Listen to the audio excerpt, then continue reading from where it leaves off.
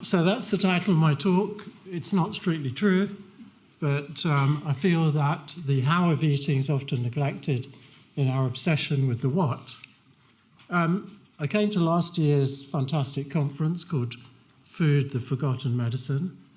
I thought everything was wonderful about it, but I did walk around most of the day muttering to myself, forgotten by who? This is a Zhou dynasty cooking vessel. The Zhou dynasty was a very long dynasty, 1,000 years, lasted 1,000 years before the Common Era. And the imperial court had 8 lower masters who were surgeons. I apologize to any surgeons here. They had 8 middle masters who were GPs. I apologize to any GPs here. And it had 2 upper masters who were dietary specialists. Sun Simiao, the 8th century, the great Taoist Buddhist doctor, so revered in China that he's often known as the god of medicine. And incidentally, just referring back, he treated patients with goiter in the mountains with decoctions made of seaweeds and the thyroid glands of pigs in the 7th century. He said people who practice medicine must first thoroughly understand the source of the disorder, that's the origin, then use food to treat it, and if food doesn't cure it, afterwards apply medicine. And a Chinese proverb, taking medicine but neglecting diet wastes the skills of the physician. There's a whole field of dietary medicine in the Chinese tradition, very detailed. The effect on the body of the green part of a spring onion is considered to be different than the white part. But alongside that, there's a very rich tradition of, it's called Yangshang, the nourishment of life. It's a 2,500 year continuing tradition of how to look after this human organism in order to maximize the chances of being well and living well physically and mentally and living a long life. Includes many aspects, sex life, connection with nature, art and music, and much more. But the 4 key legs of the chair of this tradition, a chair is strong and stable with 4 legs. It becomes increasingly unstable as you take one leg away. So the 4 key legs are, first of all, cultivation of the mind and the emotions. Secondly, regulation of diet. Thirdly, cultivation of the body with work, rest and exercise, and appropriate work, rest and exercise. And finally, sleep. So those are the 4 that we need to look after. So I practiced Chinese medicine for 30 years, and possibly prompted by me, but often prompted by my patients, the question arose. They would ask me, so tell me, doc, what should I eat to be healthy? And I had no hesitation in telling them. I had a background before Chinese medicine, and I set up a natural foods business. I was very passionate about natural organic foods, whole grains, vegetables, such like. This was added to by my understanding of the Chinese approach to assessing food by its temperature effect on the body and balancing the 5 tastes. So I would lecture them until their eyes glazed over. And it took me a few years of experience before I had a light bulb moment. And I realized that for most people, actually, the question of how we eat is at least as important as what we eat. It comes first, and if our eating habits are disordered, and we eat good food, that could be worse than ordered eating habits, eating not so good food. So, why are eating habits so important?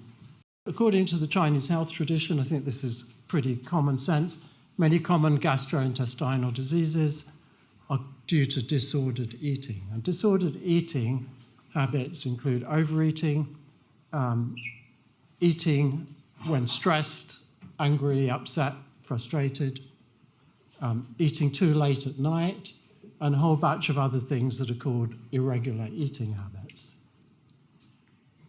According to the Digestive Disease Charity Corps, 12% of GP time is taken up with digestive disorders affecting 20% of the UK population, costing £300 million just in over-the-counter remedies.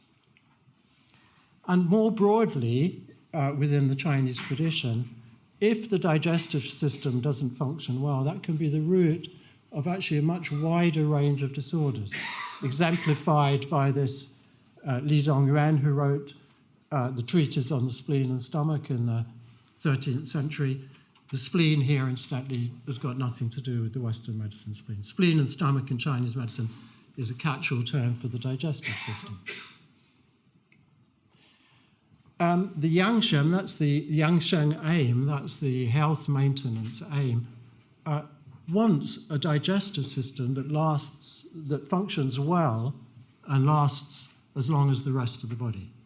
And we know that when people age, appetite declines, digestive function declines, and loss of appetite in the elderly is a predictor of early mortality. The Chinese say, with stomach qi, that means with strong stomach function, there is life. Without stomach qi, there is death.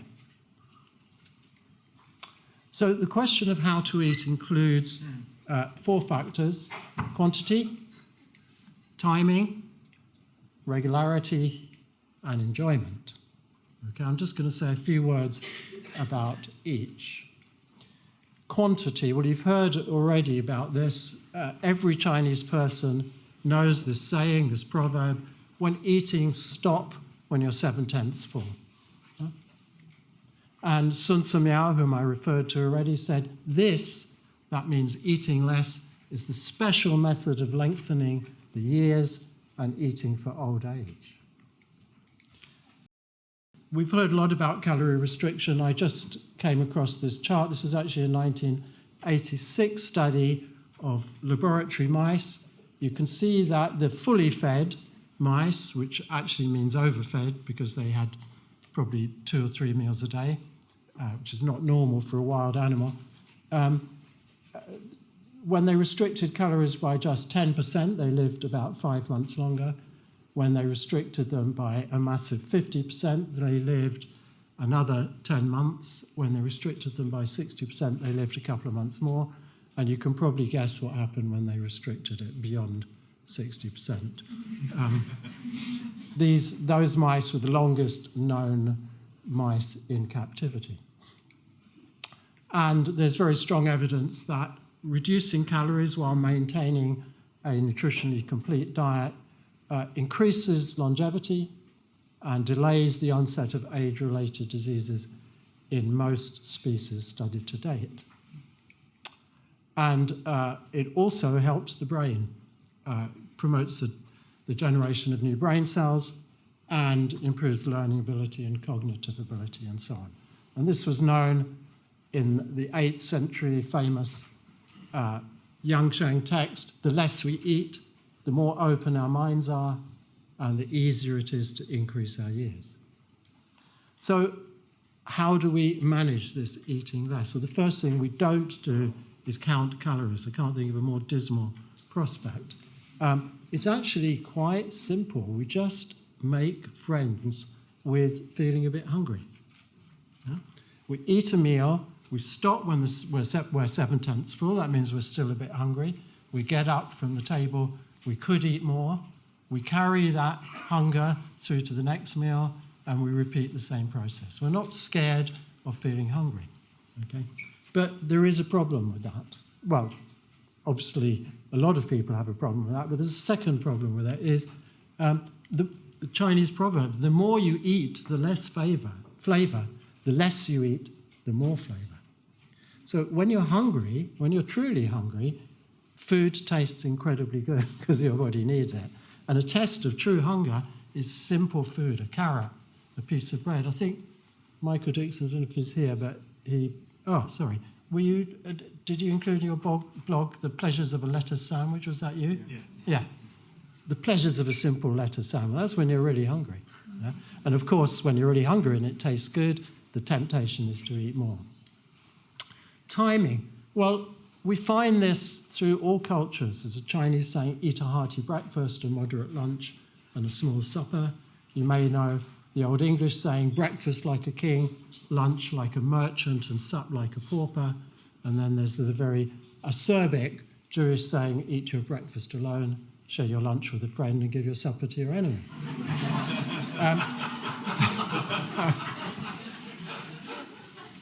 Now, why? Okay, so I'm sorry, I'm going to hit you with some wacky, weird Chinese stuff now. Yin-yang, a philosophy that increases in profundity every year I live, and I've been familiar with it for 40 or 50 years. The idea is that the human organism mirrors the macrocosmic environment in terms of yin and yang. So as the sun rises in the outside world, yang, warmth, heat, activity increases, reaches its maximum at midday, and then starts to decline in the afternoon and evening. And our metabolism, to some degree, matches that, so that our metabolism is stronger in the early part of the day, better able to digest, more efficient, and becomes increasingly less efficient at digesting as the evening and the night draw on. And scientists appear to confirm that, although that eating more food in the morning is more satisfying and either reduces overall consumption or reduces obesity, even if consumption is the same.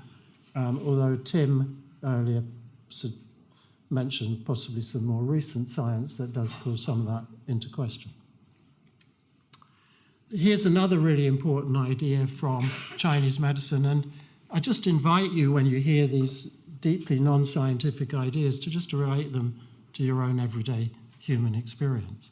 So you have this idea of stagnation. If we eat a large meal in the evening, or a late meal in the evening, or even worse, a late large meal in the evening, when our body metabolism has slowed down, our digestive system has slowed down, we then lie down and we're completely inactive. We lie with a stomach full of food that is not digested through the night. In the morning, we wake. If it's just occasionally, we might just be aware of a bit of discomfort, a bit of bloating. Maybe we don't have an appetite for breakfast. That would be a sign, and so on. If this becomes habitual, we probably don't even notice it. We take it for granted that we feel digestive discomfort in the morning. But the idea is this stagnation in the digestive system, when it becomes prolonged, creates disease. And it particularly, first of all, creates digestive disease. But it can also, as I said, be the root of many disorders. And just another idea from Chinese medicine, that when you have prolonged stagnation, that generates heat. So you can get inflammatory conditions from the digestive system. Eating dissociation, then lying down, causes the 100 diseases. Regular eating, this is a catch-all for a lot of Victorian-type ideas about eating. We should eat sitting down, not standing, not walking, not slouching on the sofa. We should be relaxed and calm when we eat. We should particularly avoid eating when we're angry, frustrated, or upset. Possibly the second most common cause of digestive disease after eating too much and eating too late at night. Avoid eating during business lunches and so on.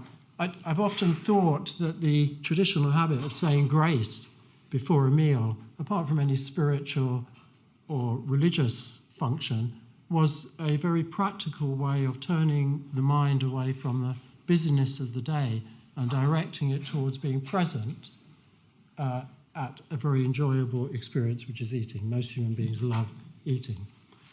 Regular times of day habit. The digestive system, according to the Chinese view, likes routine, and eating slowly. We know that eating slowly and chewing food well has a variety of benefits. It pre-digests food. It also allows more time for the rather slow message to rise from the stomach to the brain that tells us we're full, so it helps prevent overeating. And eating mindfully. And finally, enjoying our food. Chinese as a culture love food. I would say that any diet that is associated with fear, anxiety about food, stress about food, obsession, self-denial, self-punishment, and I'm afraid we all know an awful lot of that goes on and is fed into those negative emotions about food are very much fed into by a lot of the diet industry. Any diet characterized by that is not going to be a healthy diet. So I'll just leave you one last quotation from the 12th century on the treatment of the aged. Experts at curing disease are inferior to those who warn against diseases. That means preventative medicine is superior to treatment, an idea that I passionately believe in. And I'm going to digress for one moment, it has to be the future of medicine. Anybody looking at demographics and the rise of chronic non-infectious diseases, anybody sitting in any health department in any country of the world can see a tsunami approaching. We look at the rise of diabetes, of dementia, of cancer, of strokes, and so on. This is unmanageable. It's financially, economically, medically unmanageable. There's only one solution, really, for world health, and that is to increase our understanding of disease prevention. Experts in the use of medicines are inferior to those who recommend proper diet. And very soon, we'll be able to put it all to the test. Thank you.